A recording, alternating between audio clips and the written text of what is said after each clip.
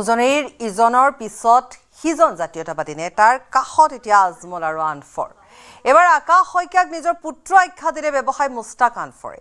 পূৰ্বে শৃংখল চলিহাক নিজৰ সৰু ভাই আখ্যা দিছিল বদৰুদ্দিন আজমলে চিটু বৰুৱা, বিকাশ অসম, বিজিত গগৈকো সাক্ষাৎ কৰে। বিকাশ অসমৰ সৈতে বহি ৰাজীৱ শদিয়াৰ জাতীয় চেতনাৰ গীতো শুনে। বানপীড়িত শিৱসাগৰবাসীক আৰম্ভণিৰ পৰাই সহায় আগবঢ়াইছে আজমল আৰু আনফৰে। সমান্তৰালকৈ দুই সংখ্যালঘু নেতাই জাতীয়তাবাদী নেতাৰ সৈতে সম্পৰ্কও গঢ়ি তুলিছে।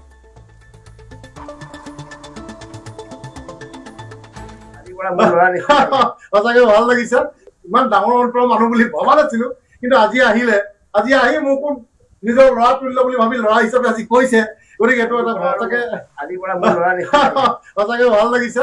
গতিকে আৰু এটা কথা ক'ব বিচাৰিছো, তেখেতে আৰু এটা গুৰুত্বপূৰ্ণ কথা ক'লে যে তেখেতে বুজি পালে যে আজি চাওক আপোনালোকৰ যদি এইটোৱে ক'ব বিচাৰিছো যে উজনি হওক নামনি হওক এই সকলো মানুহে বুজি পাব লাগে যে আমি অসমীয়া যুৱ মঞ্চই যে 71ৰ পিছত অহা যিসকল অবৈধ বাংলাদেশী সেইসকলৰ আমি শত্ৰু।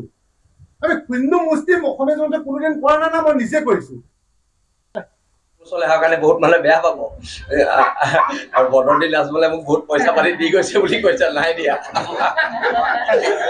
কথা বতৰাবোৰ চিধা চিধি কোৱাটো ভাল।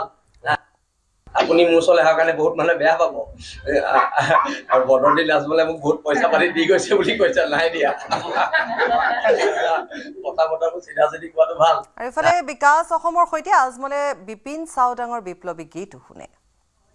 আহিছো ওলাই বাবে মই আহিছো ওলাই মোৰ দেশৰ মাটিৰ গান গাবলে সদায় ভাৰতৰে পূৰ্ব দিশৰ সোণালী অসম গৌৰৱে চিঞৰো মই জয় আই অসম, জয় আই অসম, জয় আই অসম, জয় আই অসম।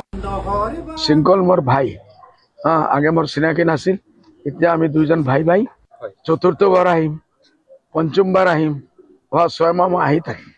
মাজে মাজে অলপ কামৰ কাৰণে যাব লাগিব এইটোৰ কাৰণে।